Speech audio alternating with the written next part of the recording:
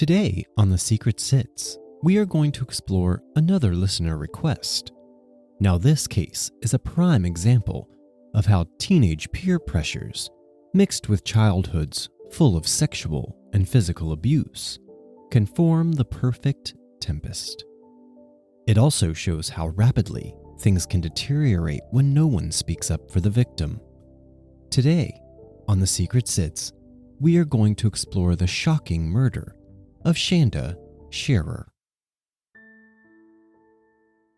Shanda Sharer was born in the Pineville Community Hospital in Pineville, Kentucky, on June 6, 1979, to Stephen Shearer and his wife Jacqueline, who was later known as Jacqueline Voigt.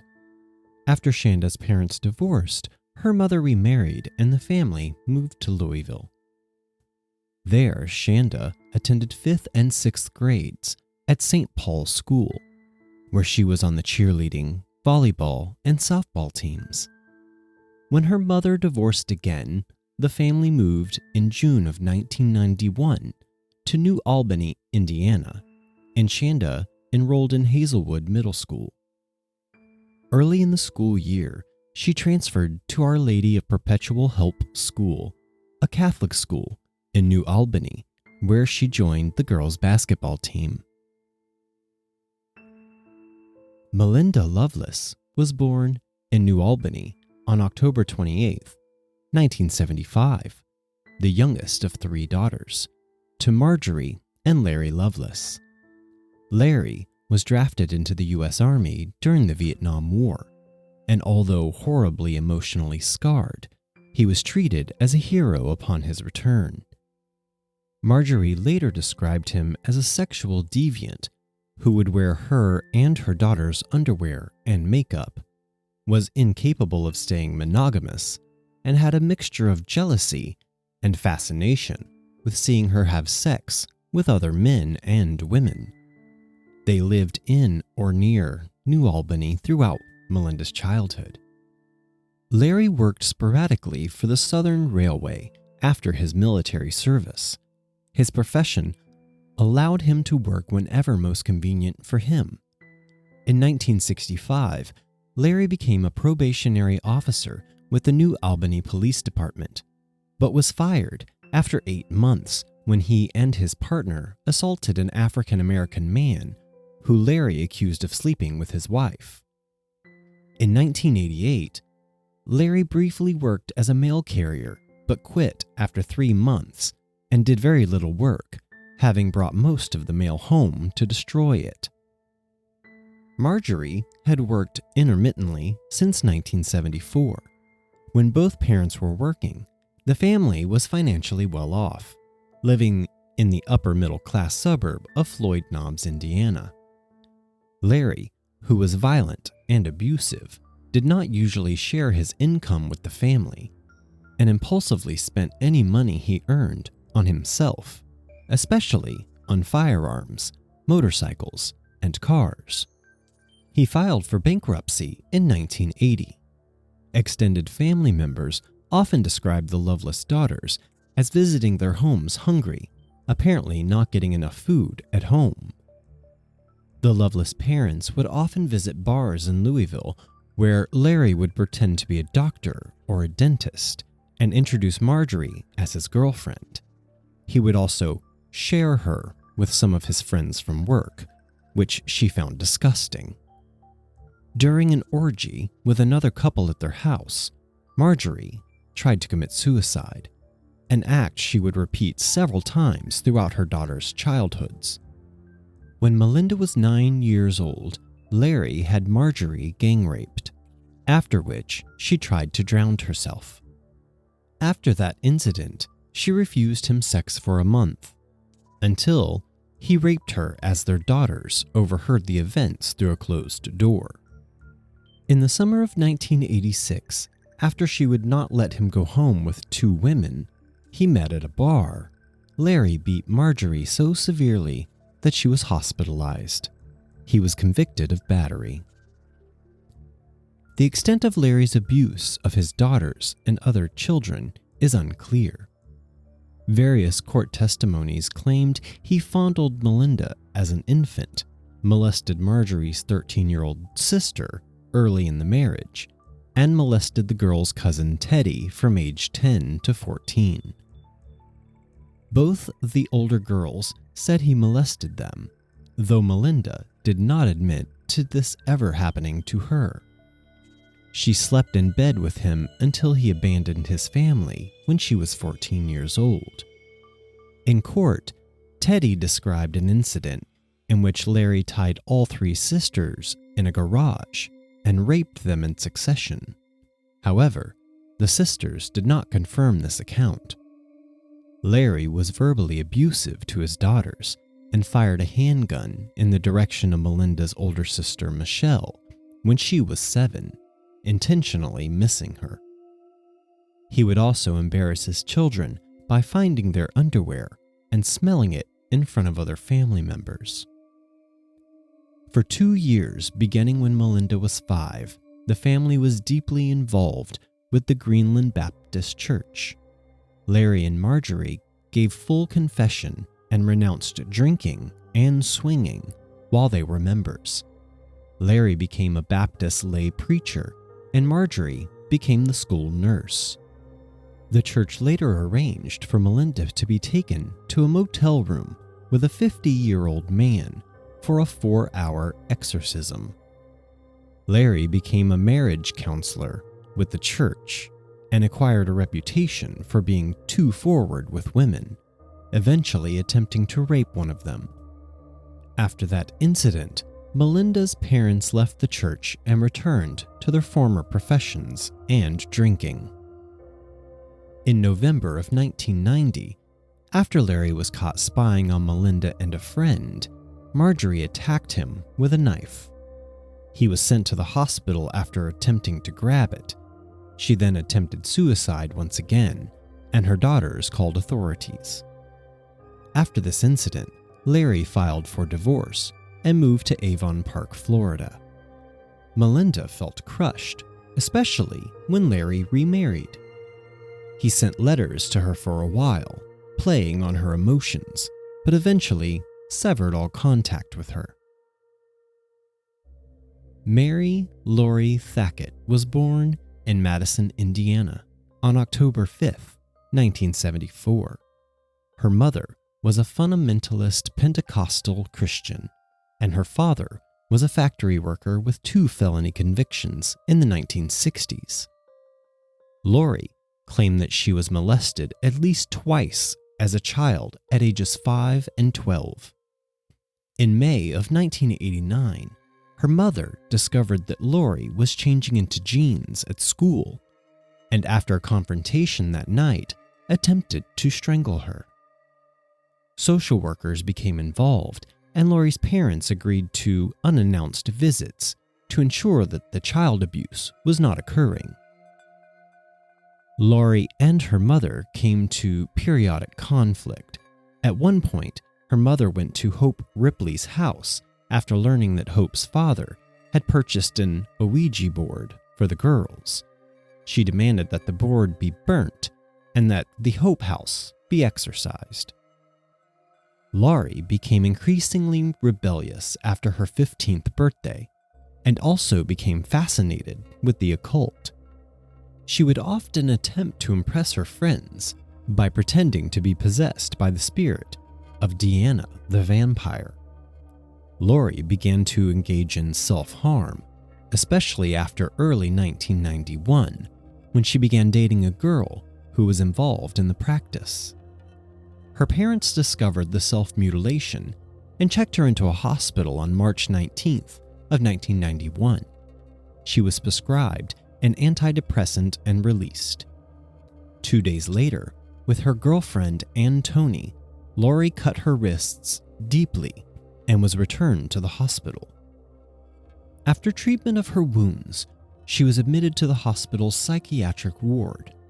Laurie was diagnosed with borderline personality disorder and confessed that she had experienced hallucinations since she was a young child. She was discharged on April 12th. She dropped out of high school in September of 1991. Laurie stayed in Louisville in October of 1991 to live with various friends. There she met Melinda, and the two became friends in late November.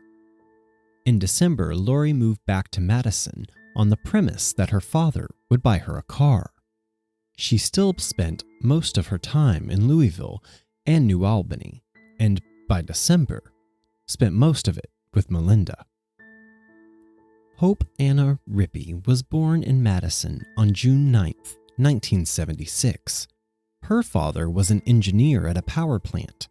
Her parents divorced in February of 1984, and she moved with her mother and siblings to Quincy, Michigan for 3 years. She claimed that living with her family in Michigan was somewhat turbulent. Her parents resumed their relationship in Madison in 1987. She was reunited with her friends Laurie and Tony, whom she had known since childhood, although her parents saw Laurie as a bad influence. And with the other girls, Hope began to self-harm at age 15. Tony Lawrence was born in Madison in February 1976. Her father was a boilermaker. She was close friends with Hope from childhood. She was abused by a relative at age 9 and was raped by a teenage boy at age 14, although the police were only able to issue an order for the boy to keep away from Tony. She went into counseling after the incident, but did not follow through with it. She became promiscuous, began to self-harm, and attempted suicide in 8th grade. In 1990, 14-year-old Melinda began dating another girl named Amanda Hevering. After Melinda's father left the family and her mother remarried, Melinda behaved erratically. She got into fistfights at school and complained of depression, resulting in her receiving professional counseling. In March of 1991, Melinda disclosed her lesbian orientation to her mother, who was initially furious but eventually accepted it.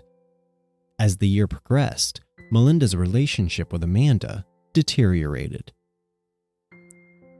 Amanda and Shanda met early in the fall semester at Hazelwood Junior High when they got into a fight. However, they became friends while in detention for the altercation and later exchanged romantic letters. Melinda immediately grew jealous of Amanda and Shanda's relationship. In early October of 1981, Amanda and Shanda attended a school dance where Melinda found and confronted them. Although Amanda and Melinda had never formally ended their relationship, Melinda started to date an older girl. After Amanda and Shanda attended a festival together in late October, Melinda began discussing killing Shanda and threatening her in public. Concerned about the effects of their daughter's relationship with Amanda, Shanda's parents arranged for her to transfer to a Catholic school in late November.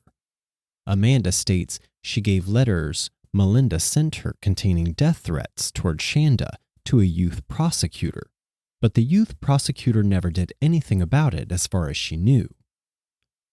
On the night of January 10th, 1992, Tony, age 15, Hope, age 15, and Laurie, age 17, drove in Laurie's car from Madison to Melinda's house in New Albany. Tony, while a friend of Laurie, had not previously met Melinda, now age 16, though Hope had met her once before and had gotten along with her. Upon arrival, they borrowed some clothes from Melinda, and she showed them a knife, telling them she was going to scare Shanda with it.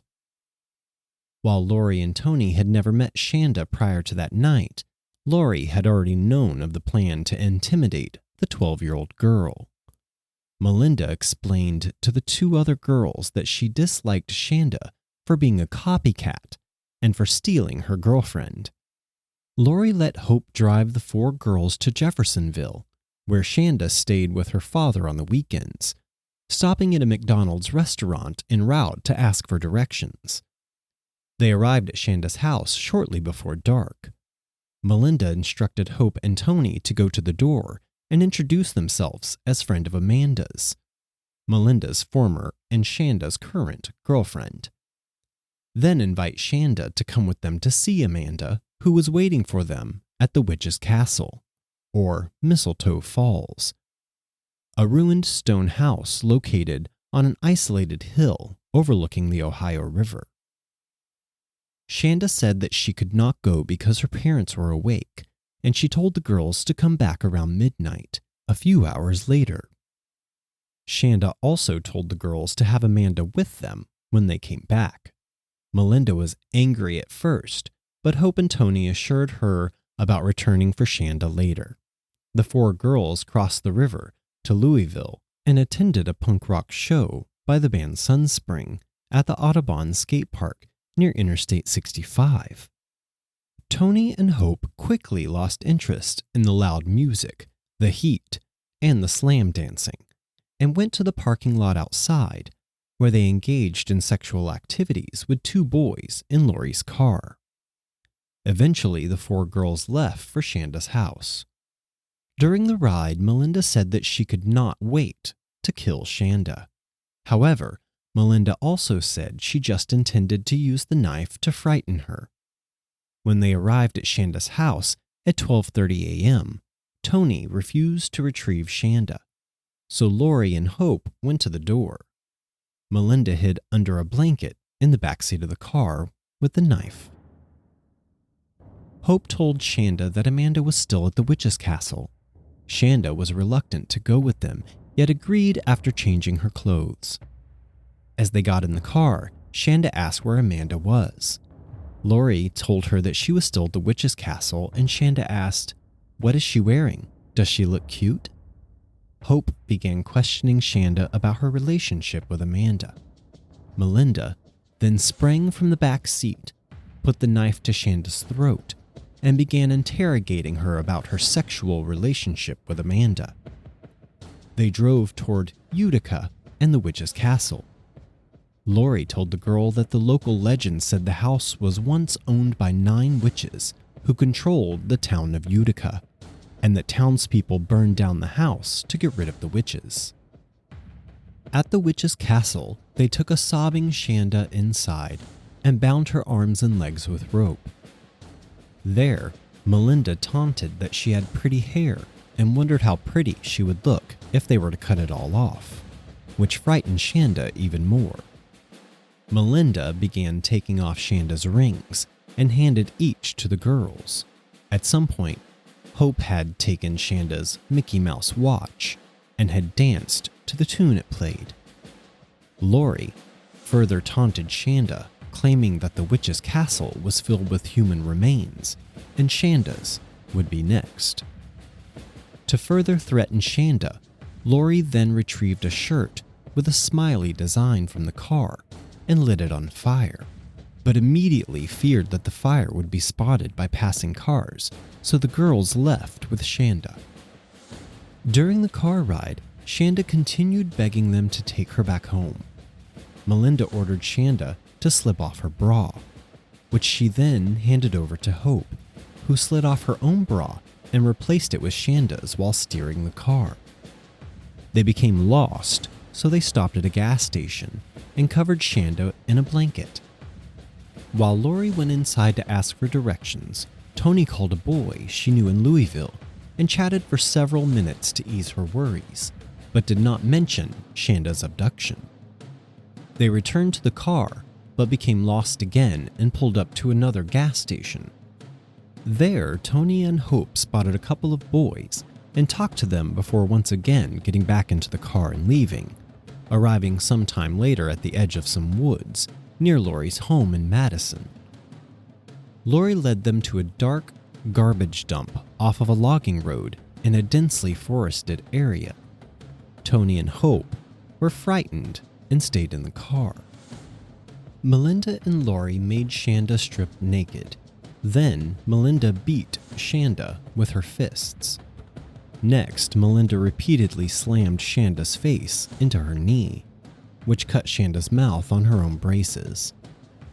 Melinda punched Shanda in the stomach and she fell to the ground, pleading for Melinda to stop.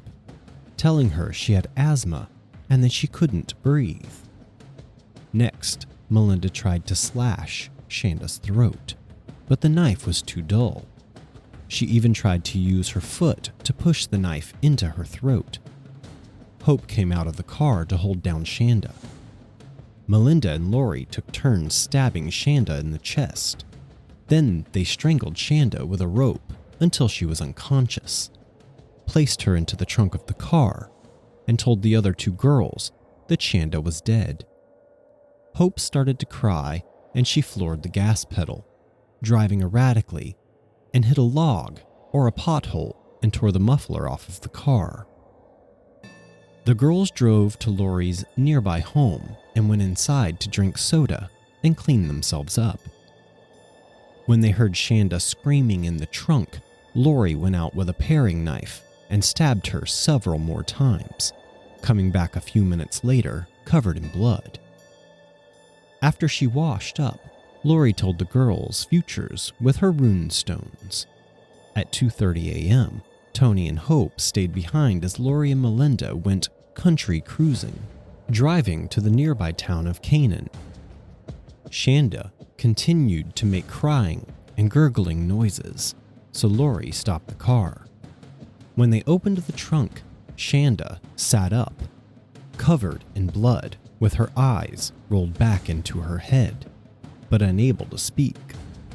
Laurie beat her with a tire iron until she went silent, and then told Melinda to smell it. Melinda and Laurie returned to Laurie's house just before daybreak to clean up again. Hope asked about Shanda, and Laurie laughingly described the torture. The conversation woke up Laurie's mother, who yelled at her daughter for being out late and bringing home the girls, so Laurie agreed to take them home. She drove to the burn pile, where they opened the trunk to stare at Shanda. Tony refused to look. Hope sprayed Shanda with Windex and taunted, "You're not looking so hot now, are you?" The girls drove to a gas station near Madison Consolidated High School, pumped some gasoline into the car, and bought a 2-liter bottle of Pepsi. Laurie poured out the Pepsi and refilled the bottle with gasoline. They drove north of Madison past Jefferson Proving Ground to Lemon Road off U.S. Route 421, a place known to Hope. Tony remained in the car while Laurie and Hope wrapped Shanda, who was still alive, in a blanket and carried her to a field by the gravel country road. Laurie made Hope pour the gasoline on Shanda, and then they set her on fire. Melinda was not convinced that Shanda was dead, so they returned a few minutes later to pour the rest of the gasoline on her. The girls went to McDonald's restaurant at 9:30 a.m. for breakfast, where they laughed about Shanda's body looking like one of the sausages they were currently eating. Tony then phoned a friend and told her about the murder. Laurie then dropped off Tony and Hope at their homes and finally returned to her own home with Melinda. She told Amanda that they had killed Shanda and arranged to pick up Amanda later on that day. A friend of Melinda's, Crystal Wathan, came over to Melinda's house and they told her what had happened. Then the 3 girls drove to pick up Amanda and take her back to Melinda's house, where they told Amanda the story. Both Amanda and Crystal were reluctant to believe the story until Laurie showed them the trunk of the car with Shanda's bloody handprints and socks still present. Amanda was horrified and asked to be taken home. When they pulled up in front of her house, Melinda kissed Amanda, told her that she loved her, and pleaded with her not to tell anyone. Amanda promised she would not before entering her house. Later on in the morning of January 11th, 1992, 2 brothers from Canaan were driving towards Jefferson Proving Ground to go hunting when they noticed a body on the side of the road. They called the police at 10:55 a.m. and were asked to return to the corpse. David Cam, who was later acquitted of his own family's murder, was one of the responding officers. Jefferson County Sheriff Buck Shipley and detectives began an investigation, collecting forensic evidence at the scene. They initially suspected a drug deal gone wrong and did not believe the crime had been committed by locals. Shanda's father, Stephen, noticed his daughter was nowhere to be found early on January 11th. After phoning neighbors and friends all morning, he called his former wife, Shanda's mother, at 1:45 p.m. They met and filed a missing persons report with the Clark County Sheriff. At 8:20 p.m., a hysterical Tony and Hope went to the Jefferson County Sheriff's Office with their parents. They both gave very rambling statements, identifying the victim as Shanda, naming the two other girls involved as best they could, and describing the main events of the previous night. Shipley contacted the Clark County Sheriff and was finally able to match the body to Shanda's missing persons report. Detectives obtained dental records that positively identified Shanda as the victim. Melinda and Laurie were arrested on January 12th. The bulk of the evidence for the arrest warrant was Tony and Hope's statements. The prosecution immediately declared its intention to try both Melinda and Laurie as adults. For several months, the prosecutors and defense attorneys did not release any information about the case, giving the news media only the statements by Tony and Hope. All four girls had troubled backgrounds, with claims of physical or sexual abuse committed by a parent or other adults. Tony, Hope, and Laurie all had histories of self-harming behavior. Laurie was diagnosed with borderline personality disorder and suffering from hallucinations. Melinda, often described as the ringleader in this attack, had the most extensive history of abuse and mental health issues. Laurie and Melinda were sentenced to 60 years in the Indiana Women's Prison in Indianapolis. Laurie was released in 2018 and served probation for 1 year. Melinda was released in September of 2019. Hope was sentenced to 60 years with 10 years suspended for mitigating circumstances, plus 10 years of medium supervised probation. On appeal, a judge reduced the sentence to 35 years. In exchange for her cooperation, Tony was allowed to plead guilty to 1 count of criminal confinement and was sentenced to a maximum of 20 years. In October of 2007, Melinda's attorney, Mark Small, requested a hearing to argue for his client's release. He said that Melinda had been profoundly retarded by childhood abuse. Moreover, she had not been represented competently by counsel during her sentencing, which caused her to accept a plea bargain in the face of exaggerated claims about her chances of receiving the death penalty. Small also argued that Melinda, who was 16 years old when she signed the plea agreement, was too young to enter into a contract in the state of Indiana without consent from a parent or guardian, which had not been obtained. If the judge accepted these arguments, Melinda could have been retried or released outright. On January 8, 2008, Melinda's request was rejected by Jefferson Circuit Judge Ted Todd. Instead, Melinda would be eligible for parole in 15 years, thus maintaining the original guilty plea. On November 14, 2008, Melinda's appeal was denied by the Indiana Court of Appeals, upholding Judge Todd's ruling. Small stated he would seek to have jurisdiction over the case moved to the Indiana Supreme Court. Tony was released on December 14th of 2000 after serving 9 years. She remained on parole until December 2002. On April 28, 2006, Hope was released from Indiana Women's Prison on parole after serving 14 years of her original sentence. She remained on supervised parole for 5 years until April 2011. Laurie was released from Rockville Correctional Facility on January 11, 2018, the 26th anniversary of Shanda's death, after serving nearly 26 years, and has completed an additional year of parole. Melinda was released from Indiana Women's Prison on September 5, 2019.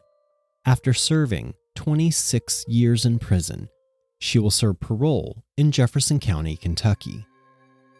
During Melinda's sentencing hearing, extensive open court testimony revealed that her father, Larry, had abused his wife, his daughters, and other children. Consequently, he was arrested in February 1993 on charges of rape, sodomy, and sexual battery. Most of the crimes occurred from 1968 through 1977. Larry remained in prison for over 2 years awaiting trial.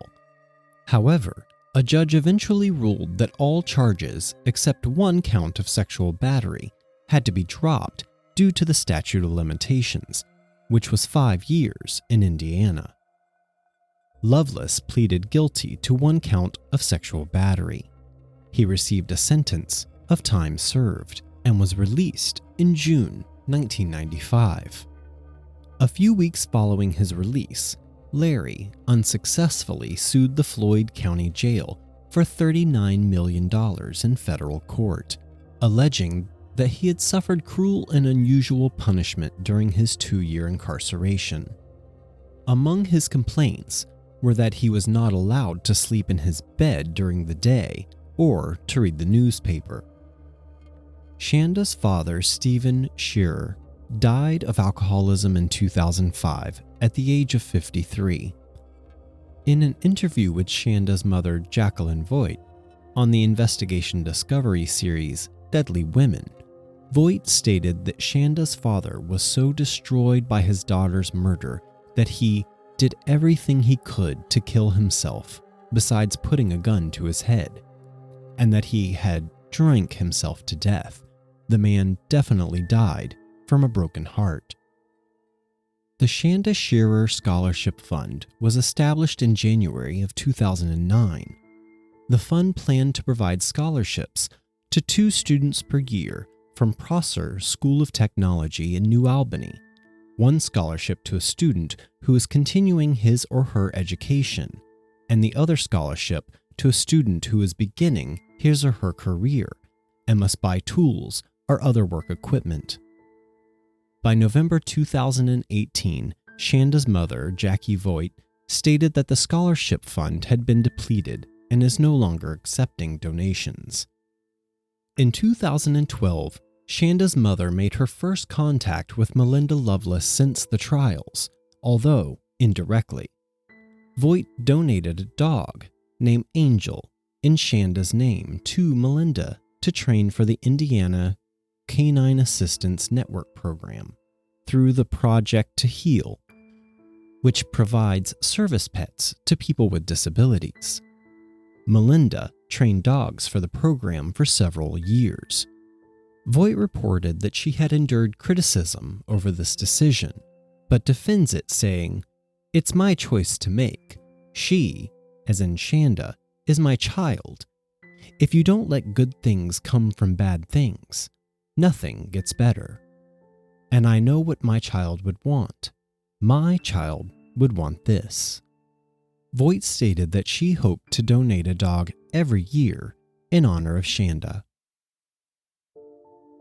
Is it possible that everyone in this case made mistakes?